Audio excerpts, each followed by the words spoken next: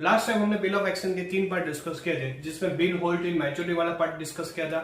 अगर हम bill discount करें बैंक में तो वो पार्ट डिस्कस किया था। और थर्ड पार्ट हमने इंपॉर्टेंट डिस्कस किया था कि अगर हम बिल एंडोर्स करें सम अदर पर्सन को तो क्या।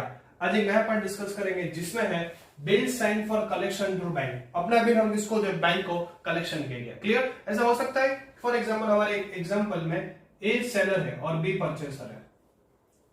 अब लॉजिकली ए के पास बी से बहुत सारे कस्टमर है, इज दैट क्लियर? तो उसके पास ऐसा टाइम नहीं है कि मैच्योरिटी डेट पे वो बी के जैसे कस्टमर के पास जाए और उसे पास अपना पैसा कलेक्ट करे। Is that clear? तो लॉजिकली अज्यूम करो कि 50 कस्टमर है और 50 कस्टमर को हम क्रेडिट पे गुड्स देते हैं। क्लियर? तो 50 कस्टमर की अलग अलग डेट पे फरवरी, मार्च, अप्रैल, मई, जून एक्सेट्रा वो डेट पे हम उनके पास जाए या फिर उनको इन्फॉर्म करे बाय कॉल और फिर उनसे पैसे कलेक्ट करे। ये काम ऐसे नहीं हो सकता है, सोल प्रॉपर बिजनेस चला रहा है। क्लियर? तो लॉजिकली ये काम है ना वो बैंक को दे देगा। किसको दे देगा? बैंक। बैंक एक ही बिहाफ पे उसकी जो भी कस्टमर की लिस्ट है उनको ड्यू डेट पे एक रिमाइंडर देगा और बैंक एक के सभी कस्टमर को रिमाइंडर देने के बाद सबके पास पैसा कलेक्ट करेगा। क्या करेगा? पैसा कलेक्ट। तो बैंक किसके बिहाफ पे काम करेगा? एक ही बिहाफ पे उसके जो भी बिल है उसका कलेक्शन करेगा। क्या करेगा? कलेक्शन।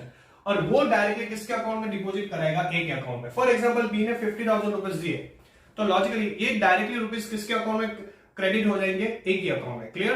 तो लॉजिकली बैंक है ऐसे फ्री में तो काम नहीं करेगा। बैंक इसकी बिहाफ पे बैंक कमीशन चार्ज करेगा। क्या चार्ज करेगा?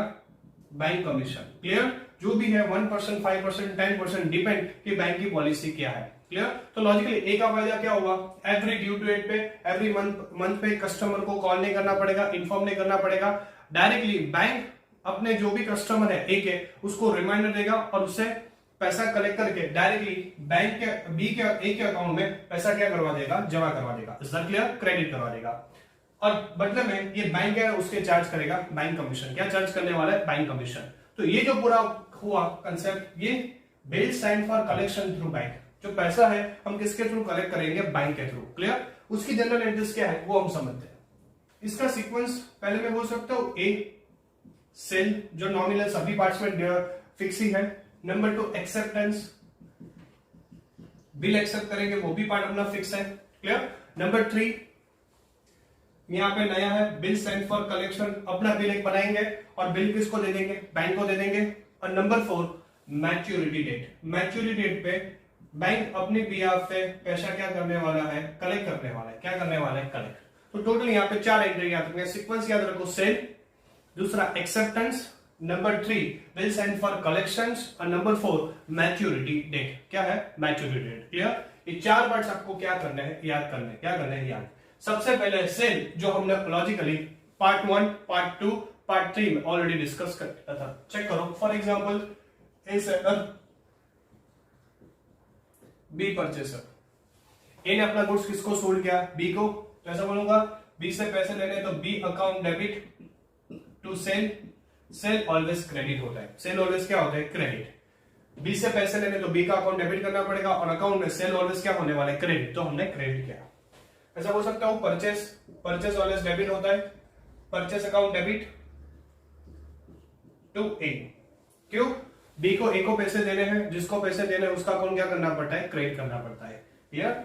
नेक्स्ट ए अपना बिल बनाएगा।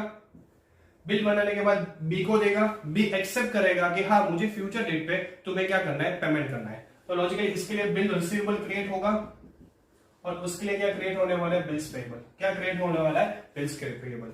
अब देखो बिल रिसीवेबल असेट्स है, असेट ऑलवेज डेबिट होती है, तो bill receivable account debit, bill receivable account debit. B debit था उसको नलिफाई करने के लिए क्रेडिट करो to B account. Bills payable यानी कि लायबिलिटीज है, क्योंकि पैसा देना है, लायबिलिटीज क्रिएट होती है तो हम क्रेडिट करते हैं। और ए का अकाउंट क्रेडिट था उसको डेबिट करो, A account debit to bills payable. Liability है तो लायबिलिटी को क्या करना पड़ेगा? क्रेडिट। मैं समझ सकता हूं दोनों एंट्री जितने भी पार्ट्स हैं पार्ट 1, 2, 3 में मैंने वहां पे डिस्कस किया था। Is that clear? अब चेंज यहां पे आ रहा है। कौन सी? Number 3 and number 4। ध्यान से सुनिए। सबसे पहले ए सभी कस्टमर का लिस्ट और बिल किसको दे देगा? बी को, यानी कि बैंक को दे देगा। किसको दे देगा? बैंक को। Is that clear? ए अपने जितने भी कस्टमर है 50 कस्टमर है तो 50 कस्टमर का नेम, उसका बिल और उसका कलेक्शन सभी इंफॉर्मेशन प्रिपेयर करके किसको दे देगा, बैंक को दे देगा। मैं समझूंगा यहां पे क्रिएट होगा बीएसएफ। बीएसएफ का मतलब बिल स्टैंड फॉर कलेक्शन। क्या क्रिएट होगा, बिल स्टैंड फॉर कलेक्शन। ए के लिए वो असेट्स है, लॉजिकल है ना, क्योंकि उस पे बेस पे उनको पैसे आने वाले हैं, क्लियर। तो उसके लिए असेट क्रिएट हो रही है, कौन से असेट क्रिएट हो रही है, BSF, bill stand for collection through bank. Assets है, असेट क्रिएट होती तो डेबिट होगी, यानी कि यहां पे आपको लिखना पड़ेगा bill stand for collection through bank account debit. Short में भी लिख सकते हो BSF account through bank account debit. Bill stand for collection through bank account debit. पहले बीआर था, अब बीआर किस में कन्वर्ट हो गया, बीएसएफ में। तो नलिफाई करने के लिए बीआर डेबिट था, उसको क्रेडिट करना पड़ेगा टू बीआर। क्या करना पड़ेगा, to BR. Is that clear? तो उसका मतलब bill stand for collection through bank account debit. Assets है, असेट ऑलवेज डेबिट होता है, तो bill stand for collection through bank account debit to BR. तो ये बिल, सभी बिल किसको भेज दिए, बैंक को। तो लॉजिकली बैंक को भेज दिए, तो एक असेट क्रिएट हुआ। तो बैंक जो है और उसका नाम है BSF, bill stand for collection through bank account debit. तो वो डेबिट कर दिया, बीआर पहले डेबिट था, उसको मैंने क्या किया, क्रेडिट। इसको बी को तो कुछ अभी पता नहीं होगा, उससे तो कुछ लेना देना नहीं है, तो उसकी बुक में नो एंट्री आएगा। क्या आएगा, no entry. Is that clear? तो सबसे पहले आपको यहां पे ध्यान रखना है, bill stand for collection through bank account debit to BR, और उसकी बुक में क्या आने वाला है, नो एंट्री। क्या आने वाला है, नो एंट्री। अब ध्यान रखना मैच्योरिटी डेट पे, मैं समझूंगा मैच्योरिटी डेट पे बी, ये बैंक को पैसा दे देगा। बी किसको पैसा देने वाला है, बैंक को। तो लॉजिकली मैं बोलूंगा बैंक में डायरेक्टली ए के अकाउंट में पैसा आएगा। अगर बिजनेस में कैश और बैंक आता है तो लॉजिकली डेबिट होता है, कैसा बोलूंगा, bank account debit, bank account debit. ये पैसा आ रहा है तो bank account debit. Bank commission charge करने वाला है, कमीशन यानी कि ए के लिए एक्सपेंस है, बिजनेस में एक्सपेंस ऑलवेज डेबिट होते हैं, तो bank commission account debit, bank commission account debit, bank commission account debit. BSF पहले क्रिएट किया था, अब वो बीएसएफ नलिफाई करना है, क्योंकि सभी ट्रांजेक्शन क्या हो गए, कंप्लीट हो गई, सभी कस्टमर ने बैंक को पैसे दे दिए हैं, तो वो क्रेडिट करना पड़ेगा। यानी कि मैं शॉर्ट में लिख रहा हूं BSF account to BSF account, यानी कि ए के पास पैसे आ रहे हैं तो लॉजिकली बैंक अकाउंट डेबिट, पैसे आ रहे हैं, उसके बदले में वो कमीशन चार्ज करेगा कौन, बैंक। तो कमीशन एक्सपेंस है तो डेबिट करना पड़ेगा, bank commission account debit to BSF to BSF. अब ये क्या करने वाला है, बी लॉजिकली बैंक को पेमेंट करने वाला है, तो उसने बिल पेबल क्रिएट किया था, अब उसके लायबिलिटीज नलिफाई करनी है, जीरो करनी है, तो बिल्स पेबल क्या करना पड़ेगा, डेबिट करना पड़ेगा। Bills payable account debit, bills payable account debit, वो पैसा दे रहा है, बिजनेस में कैश जा रहा है, बिजनेस से कैश आ रहा है तो क्रेडिट करना पड़ेगा to bank account, to bank account. Clear? तो ये हुआ आपका third and fourth entry. First and second सभी पार्ट में क्या है, सेम है, तो वो तो देखना ही नहीं है। थर्ड में वापस एक बार गो थ्रू करवा देता हूं। ए किसको बिल देगा, बैंक को, तो लॉजिकली असेट क्रिएट हुआ, असेट का नाम है BSF, bill stand for collection through bank account. तो bill stand for collection through bank account debit to BR. पहले बीआर डेबिट था, अब उसको नलिफाई करना है तो क्या करना पड़ेगा, क्रेडिट करना पड़ेगा। तो इसने अपना सभी बिल किसको दे दिया, बैंक को। इसको कुछ फर्क नहीं पड़ने वाला है, यहाँ पे इसके साथ तो कोई ट्रांजेक्शन नहीं है, तो वहां पे क्या आने वाला है, नो एंट्री। अब मैच्योरिटी डेट पे, मैच्योरिटी डेट पे ए को पैसे आने वाले थ्रू बैंक, तो डायरेक्टली बैंक में क्रेडिट होगा अमाउंट, पैसा आ रहा है बिजनेस में, तो bank account debit if cash and bank come into the business. Commission expense है, एक्सपेंस ऑलवेज डेबिट हो रहे, तो bank commission account debit to BSF, BSF पहले डेबिट था, उसको क्या करना पड़ेगा, क्रेडिट। और इसकी लायबिलिटी पहले क्रिएट हुई थी, अब वो पे कर रहा है तो लायबिलिटी जीरो हो रही है, तो नलिफाई करना पड़ेगा।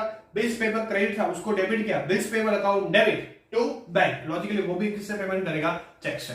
तो अगर BSF bill stand for collection का पैसा मिल जाए तो यहाँ पे ये चार एंट्री आपको याद रखना है। कितना एंट्री याद रखना है, चार।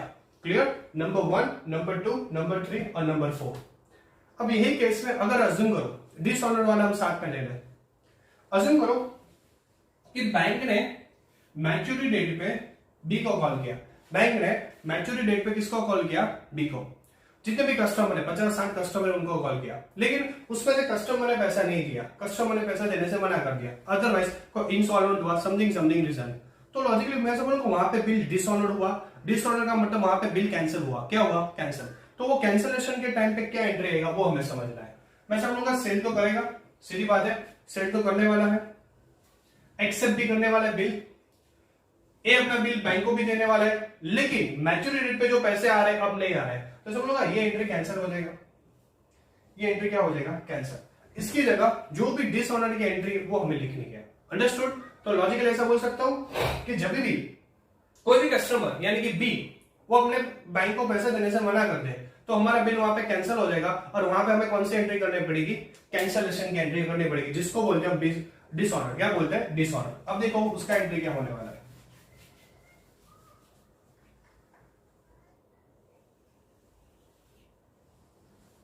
अब मैच्योरिटी डेट पे हमें पता चला कि बी पैसे देने से मना कर रहा है, ठीक, क्या कर रहा है, पैसे देने से मना। ध्यान से सुनिए, सबसे पहले अब ए को किससे पैसे लेने हैं, बी से। अब बैंक फ्री होना चाहती है, बैंक ने बोल दिया कि तेरे कस्टमर पैसे नहीं दे रहे, अब ए तुझे देखना पड़ेगा कि तेरे कस्टमर से पैसे कलेक्ट करने पड़ेंगे। क्लियर? मैं बोलूंगा ए अब किससे पैसे लेने वाले, बी। उन्होंने पहले बी का अकाउंट क्रेडिट कर दिया, नलीफाई कर दिया, पहले डेबिट किया था फिर क्रेडिट किया, उसका अकाउंट जीरो कर दिया। उनको ऐसा लगा कि बी पैसा दे देगा, लेकिन अब पैसा नहीं दे रहा है, ऐसा बोल सकता हूं बी अकाउंट डेबिट पहले वो करेगा, B account debit, B account debit.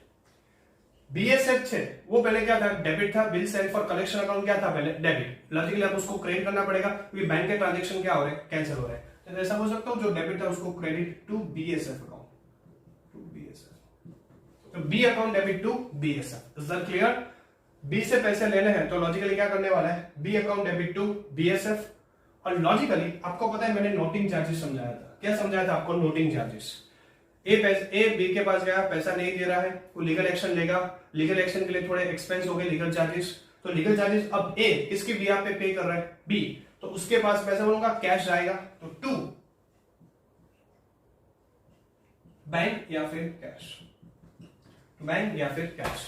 वापस से समझा देता हूं, बी के पास पैसे लेने तो बी अकाउंट डेबिट, बीएसएफ पहले डेबिट था, अब कैंसिल हो रहा है, तो टू बीएसएफ और टू बैंक। लॉजिक है क्योंकि वो नोटिंग चार्जेस के एक्सपेंस क्या करने वाले, पे करने वाले हैं। अब बैंक उसको बोलेगी कि तेरे कस्टमर ने पैसे नहीं दिए लेकिन मुझे कमीशन तो देना पड़ेगा, तो लॉजिकली है मैच्योरिटी डेट पे ए उसको कमीशन तो देगा, तो कमीशन का भी इसको एंट्री करना पड़ेगा। कमीशन इसके लिए क्या था, एक्सपेंस था, तो ऐसा बोलूंगा एक्सपेंस यानी कि डेबिट था, तो bank commission account debit, bank commission account debit to bank. क्या करना पड़ेगा, bank commission account debit to bank. यानी कि सबसे पहले मैच्योरिटी डेट पे इसको पता चला कि वो पैसे नहीं देने वाले, कौन, बी, तो बी का अकाउंट डेबिट किया, bill send for collection create किया था, जब क्रिएट किया तब डेबिट का, लेकिन अब कैंसिल होने वाला है बैंक के साथ ट्रांजैक्शन, तो क्रेडिट करना पड़ा टू बीएसएफ। और नोटिंग चार्जेस, नोटिंग चार्जेस का मतलब मैंने पार्ट 1 से लेकर पार्ट 3 में सभी जगह डिस्कस किया। नोटिंग चार्जेस यानी कि लीगल एक्सपेंस, ए बी के अगेंस्ट लीगल एक्सपेंस क्रिएट करेगा, उसके सामने एक लीगल एक्शन लेने वाला है, तो उसका एक्सपेंस होगा। तो अभी ए किसकी बिहाफ पे पे करेगा, बी की बिहाफ पे, तो B account debit to bank to BSF. और लास्ट लॉजिकली बैंक बोलेगा कि मुझे कमीशन तो चाहिए, तो लॉजिकली कमीशन पे करना पड़ेगा, एक्सपेंस ऑलवेज डेबिट होता है, bank commission account debit to bank. और यहां पे मैंने सभी पार्ट में आपको बोला था डिसऑनर के केस में बी की बुक में एंट्री सेम है, कोई चेंज नहीं है। आपने जो पहले एंट्री किया था वो एंट्री क्या होने वाला है, कट कॉपी पेस्ट। ध्यान रखो, आपने जो सेकंड एंट्री किया था ना उसका रिवर्स करना है। क्या करना है, रिवर्स। आपने पहले बिल्स पेबल क्या किया था, क्रेडिट, उसको डेबिट कर दो, bills payable account debit. B को नोटिंग चार्जेस, ये जो नोटिंग चार्जेस यहां पे पे किया, ठीक है, उसका पैसा देना पड़ेगा। नोटिंग चार्जेस यानी कि legal expense, expense always debit होते हैं, तो नोटिंग चार्जेस अकाउंट डेबिट। ए का अकाउंट पहले डेबिट था, हमें लगा कि हम पैसे दे देंगे लेकिन नहीं दिया, अब उसका अकाउंट क्या करना पड़ेगा, क्रेडिट करना पड़ेगा, तो to A account, to A account. Clear? तो bills payable account debit, noting charges account debit to A. तो यहां पे टोटल मैं ऐसा बोल सकता हूं, ध्यान से सुनिए, bill send for collection through bank, अगर उसमें पैसा मिल गया तो पहला इंटरेस्ट है, सेकंड इंटरेस्ट है, थर्ड, फोर्थ आपको मैंने जो बताया वो पैसा आने वाला है, तो logically bank account debit, bank को कमीशन देना पड़ेगा, तो bank commission account debit to BSF, जो हमारी थर्ड एंट्री थी। लेकिन वो कस्टमर बैंक को मना कर दे कि नहीं अभी मेरे से पैसा नहीं है, मेरे पास पैसा नहीं है, तो फ्यूचर डेट पे कलेक्ट कर, तो logically BSF, bill send for collection, क्या करना पड़ेगा, कैंसिल करना पड़ेगा, और बी का अकाउंट हमें क्रिएट करना पड़ेगा। इसलिए डिसऑर्डर के केस में B account debit to bank to BSF, और bank commission account debit to bank, क्योंकि हमें बैंक को कमीशन देना पड़ेगा। और लास्ट में ये जो सेकंड एंट्री है उसका रिवर्स कर देगा, जो सभी पार्ट में क्या है सेम है।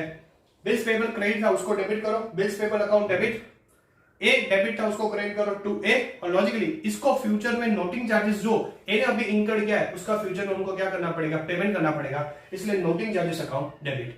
तो ये हुआ आपका डिसऑनर के साथ पूरा पार्ट। Is that clear? अगर पैसा मिल गया तो लास्ट एंट्री में चेंज आया, अगर डिसऑनर हुआ तो भी कौन सी एंट्री में चेंज आने वाला है, लास्ट एंट्री में। अब सभी स्टूडेंट को एक रिक्वेस्ट है, डायरेक्टली पार्ट 4 मत देखिए, कुछ समझ में नहीं आएगा। आप पार्ट 1, पार्ट 2, पार्ट 3, पार्ट 4 एक साथ में देखिए तो आपको थोड़ा अच्छी तरह समझ में आएगा सिस्टमेटिक तौर पे। दूसरा, अगर आपको ये वीडियो अच्छा लगे तो आपके जो भी फ्रेंड है उनको ये वीडियो आप शेयर कीजिए और चैनल सब्सक्राइब कीजिए, यानी कि आपको फ्यूचर में हमारी निशान इंस्टीट्यूट से जो भी इंपॉर्टेंट चैप्टर अपलोड हो उसका आपको इन्फॉर्मेशन मिलता रहेगा। Thank you so much.